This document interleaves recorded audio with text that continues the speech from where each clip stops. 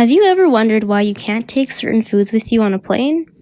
That's because we don't want to introduce unknown species such as pests or diseases that may be invasive. Much like invasive plants, animals who move away from their native habitats may have long-term negative effects on their new ecosystems. This is called the dispersal syndrome.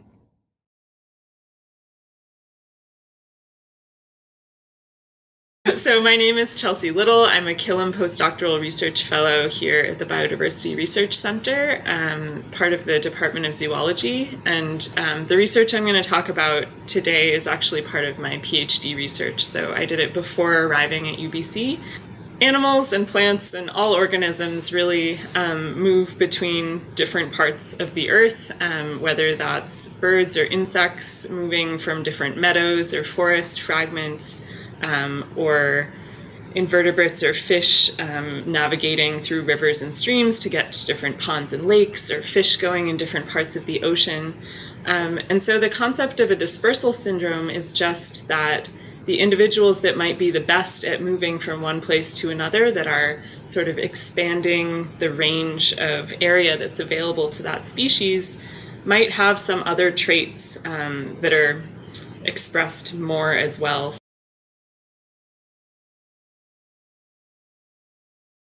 And there's a lot of reasons that we might care. A lot of them are actually economic. So is it affecting our fisheries industry, or is it affecting our farming to have a really bad pest that is arriving and wiping out all the native insects? And so I think that this illustrates that maybe when a species first arrives, we can look at what it's doing to the ecosystem. But we have to remember that that's not necessarily going to be their impact forever. It could be worse, it could be better.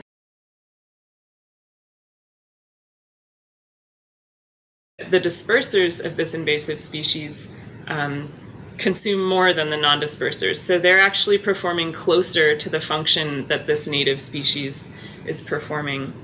So what is interesting about that is, I think when we think about invasive species coming in and sort of taking over an ecosystem, knocking out all the other native species that were there, we think of there being really negative effects of that sometimes. And this suggests that maybe it's not something that happens immediately, because those first ones that arrive in the new place maybe can perform the function that the native species was performing actually pretty well. But then the longer that new population of the invasive species is there, they might lose those traits that were associated with the first arrival, and the ecosystem function might sort of decline gradually over time.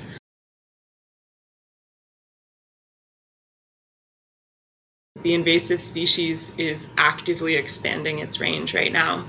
And so it has these dispersers in its population. They're doing the dispersing, they're moving up the river. And so it actually makes a lot of sense that there we might find this pattern, whereas in a native species that's been in this core area for hundreds or really thousands of years, like, they're not having to do a lot of this sort of exploration and range expansion.